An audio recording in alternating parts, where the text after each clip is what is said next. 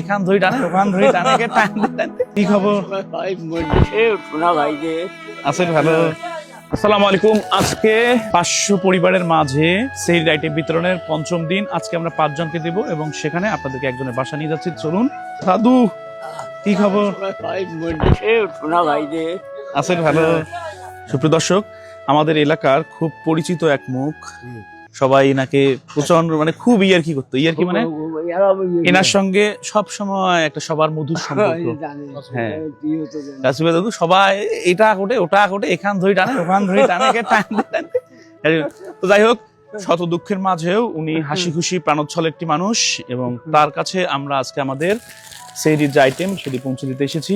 আপনারা সবাই দোয়া করবেন। আমাদের যে চ্যালেঞ্জ রয়েছে দেখেন, আপনারা ফলো দিয়ে পাশে থাকুন এবং এই সমস্ত মানুষের দুঃখের কথা, ভালোবাসার কথা, আনন্দের কথা শুনতে চাইলে আমাদের ফলো করুন। দুনিয়াতে আজ আছি কাল নেই, ভালো মানুষের কদর সারা জীবন থাকবেই। যেমন আমি ছোটবেলা থেকে এনাকে দেখে আসছি, ইনি খুবই ভালো মানুষ, একদম পরিচ্ছন্ন মনের মানুষ।